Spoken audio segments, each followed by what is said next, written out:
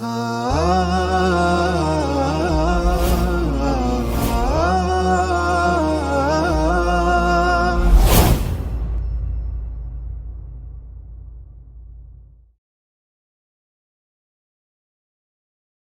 Ibu sekalian, ada beberapa perkara dan hukum seputar adzan dan iqamah yang insya Allah akan kita bahas bersama. Di antara pembahasan kita adalah hukum adzan dan iqamah. Lalu yang kedua kita akan bahas tentang syarat-syarat adzan dan iqamah. Yang ketiga tentang sunnah-sunnah. Dan yang keempat adalah orang muadzin yang adzan itu apa yang harus dia lakukan, syarat apa yang harus dia miliki, dan sunnah-sunnah yang perlu dia lakukan. Hukum adzan, kalau di dalam sholat berjamaah, adzan itu dinamakan sebagai sunnah kifayah. Apa artinya? Adzan itu hukumnya sunnah, bukan wajib. Kalau kita sholat tanpa ada adzan, ya nggak dosa. Sunnah, tapi dianjurkan.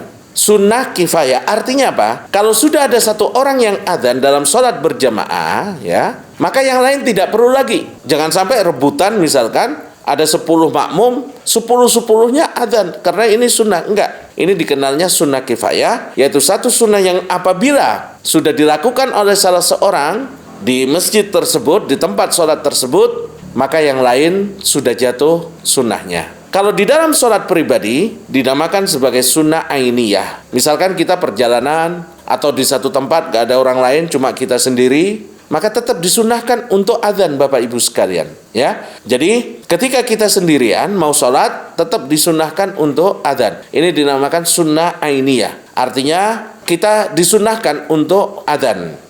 Lalu syarat adzan. Yang pertama tertib, dimulai dari Allahu Akbar, ya. Kemudian syahadat, kemudian hayya 'alas shalah, dan seterusnya. Nggak boleh ditukar-tukar. Misalkan kita baca syahadat dulu baru Allahu Akbar, nggak bisa. Tertib sesuai dengan apa yang dicontohkan oleh Rasulullah Sallallahu Alaihi Wasallam. Kemudian syarat berikutnya terdengar. Kalau adzan itu untuk melaksanakan sholat berjamaah di masjid, di musola atau di satu tempat, maka syaratnya adzan itu didengar oleh si muadzin dan paling tidak satu orang makmum. Jadi nggak cukup hanya didengarkan oleh si muadzin itu, tapi dia harus mengangkat suaranya agar ada selain dirinya yang mendengarkannya. Jika adzan untuk diri sendiri, ya, tadi kami contohkan kalau kita di perjalanan atau dalam keadaan tertentu sendirian, maka adzan itu paling tidak harus didengarkan oleh pendengaran kita. Adzan dan iqamah dari satu orang. Jadi Bapak Ibu sekalian, mereka yang adzan atau dia yang adzan, sebaiknya dia yang iqamah.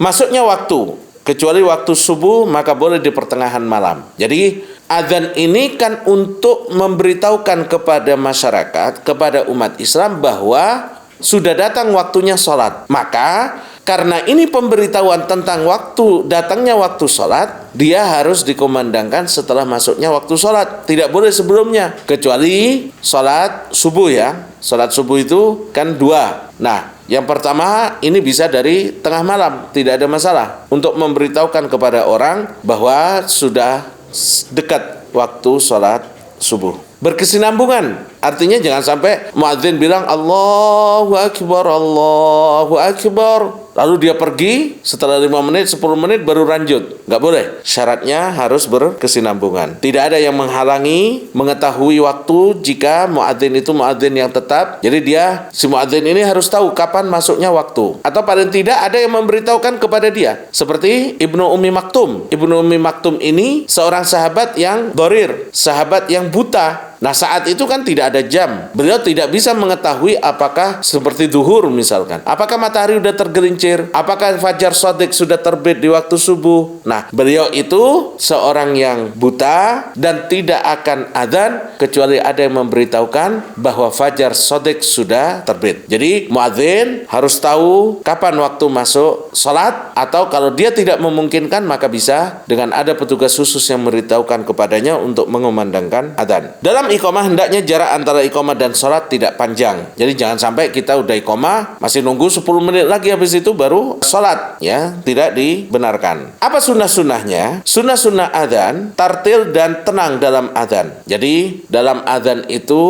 panjang, dan dalam sunnah Bapak Ibu sekalian, adzan itu sebaiknya cangkokannya atau naik turunnya itu tidak terlalu fundamental. Sekarang banyak Bapak Ibu sekalian adzan-adzan yang tiba-tiba naik suaranya turun. Nah, sunnah Rasulullah SAW itu cenderung datar dan tidak terlalu dipanjang-panjangin seperti adzan di beberapa tempat. Kalau dalam iqamah disunahkan idraj. Idraj itu artinya disambungkan. Jadi kalau dalam adzan misal Allahu Akbar, Allahu Akbar, kita berhenti dulu, ambil nafas ya, orang yang muadzin, baru adzan lagi, takbir Allahu Akbar, Allahu Akbar. Jadi tenang. Tapi kalau dalam iqamah idraj, seperti Allahu Akbar, asyhadu an la ilaha illallah, asyhadu anna Muhammadar Rasulullah. Nah, di sini idraj disambungkan. Lalu dianjurkan tarjih. Dalam mazhab Syafi'i, adzan itu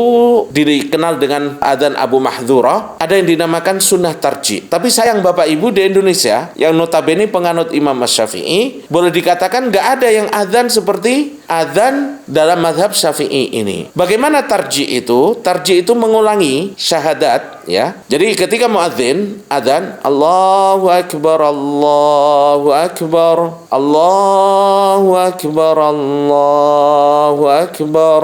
Nah, dalam mazhab Syafi'i dianjurkan membaca dua kalimat syahadat dengan pelan. Asyhadu an la ilaha illallah, asyhadu an la ilaha illallah, asyhadu anna Muhammadar Rasulullah, asyhadu anna Muhammadar Rasulullah. Nah, ini dua kalimat syahadat. Asyhadu an la ilaha illallah itu dua kali, asyhadu anna Muhammadar Rasulullah dua kali dengan suara yang pelan. Nanti diulangi lagi dengan suara yang keras. Asyhadu an la ilaha illallah. Pokoknya suara yang kedua ini lebih keras daripada suara yang pertama. Jadi diulangi lagi kalimat syahadat itu. Asyhadu an la ilaha illallah, asyhadu anna Muhammadar Rasulullah, asyhadu anna Muhammadar Rasulullah. Jadi dalam mazhab Syafi'i, syahadatnya itu dua kali dengan suara pelan, baru kemudian kedua kalinya diulang dua kali lagi dengan suara yang keras seperti suara takbir pertama, ya. Jadi ini yang dinamakan dengan tarjih. Adapun untuk seorang muadzin, maka syarat muadzin itu dia harus muslim, kemudian mumayyiz, bisa membedakan yang baik yang buruk, ya. Kalau pakai usia kira-kira usia 7 tahun lah. Lalu kemudian dia laki-laki. Adapun sunnah, seorang muadzin disunahkan orang yang adil, suaranya tinggi, terutama di beberapa tempat Bapak Ibu, kalau di Jawa Barat itu masih ada beberapa masjid yang belum memakai pengeras suara, maka dianjurkan untuk pakai orang yang suaranya nyaring, lalu suaranya indah. Jangan sampai orang itu kesulitan atau malah merasa nggak nyaman, terutama sholat subuh, dikarenakan apa? Dikarenakan suara muadzinnya tidak enak untuk didengar. Yuk ikut jadi orang tua asuh untuk lebih dari 5.000 penghafal Al-Quran.